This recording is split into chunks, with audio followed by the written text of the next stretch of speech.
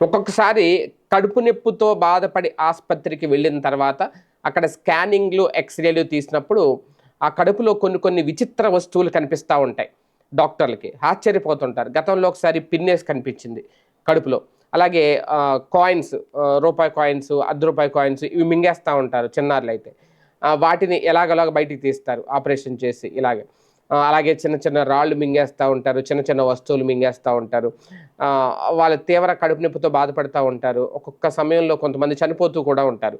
అయితే తాజాగా ఒక కడుపులోంచి ఒక అరుదైన ఖనిజాన్ని బయటికి తీశారు. అదేంటి అంటే దప్పనం అనమాట. దబ్బలం అంటారు కొంతమంది. అంటే సూదే, కానీ సూది కంటే పెద్దగా ఉంటదనమాట.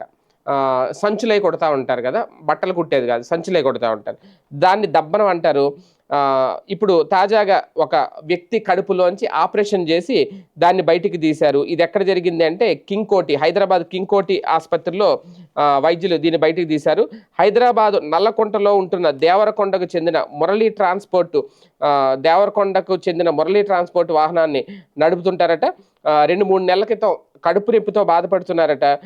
ఏదో గుచ్చుకుంటున్నట్టు అనిపిస్తుంది అనేది. వారం కిందట కింగ్ కోఠి ఆస్పత్రికొచ్చారు. వైద్యులు స్కానింగు, ఇతర పరీక్షలు చేసి పొడవైన సూది లాంటి వస్తువు లోపల ఏదో ఉంది అని అయితే స్కానింగ్‌లో గుర్తించారు. దాంతో డాక్టర్ వెంకటేష్, డాక్టర్ బాలరాజు, మత్తుమందు వైద్యుడు శ్రీమంతుల ఆధ్వర్యంలో వైద్య బృందం ఒక ఆపరేషన్ అయితే సర్జరీ అయితే చేసింది. కడుపులో 5 అంగుళాలు పొడవున్న 5 అంగుళాలు పొడవైన ఒక దబ్బనం చూసి అవాక్కయ్యారు. దాన్ని విజయవంతంగా బయటికి తీశారు.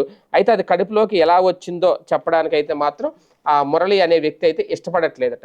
5 అంగుళాలంటే ఆల్మోస్ట్ ఎంతుంటది? మన వేలంత ఉంటది. 5 ఇంచెస్ అంటే. ఇంకా కొంచెం పెద్దదే ఉంటది.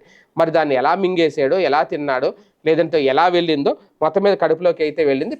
కాకపోతే సేఫ్ మనిషైతే ప్రాణాలతో కాపాడగలిగారు. ఆపరేషన్ చేసి దాన్నైతే బయటికి తీయగలిగారు. నిజంగా అందుకే ఇలాంటి సందర్భాల్లో డాక్టర్లకు కూడా హ్యాట్స్ ఆఫ్ చెప్పాలి. అందుకే డాక్టర్‌లు వైద్యుడు దేవుడితో సమానం అంటారు. కాకపోతే మరి వింత కూడా ఇది. అంత పొడుగైన దబ్బనం ఎలా గొంతులో నుంచి వెళ్ళిందన్నా ఇక్కడెక్కడో గుచ్చుకుపోవాలి. లోపల వరకు వెళ్ళకూడదు. అది గొంతులోంచి వెళ్ళి నోట్లోంచే వెళ్ళుంటే అది ఎలా లోపల మొత్తం జీర్ణ ప్రక్రియలోకెళ్ళి కడుపులోకి చేరుకుంది. నిజంగా దీన్నే అంటారేమో మిరాకిల్స్ అని. కాకపోతే ఏం జరిగిందనేది, ఎప్పుడు తిన్నాడో, ఆయన ఎలా వెళ్ళిందనేది ఆ బాధితుడే చెప్పాలి.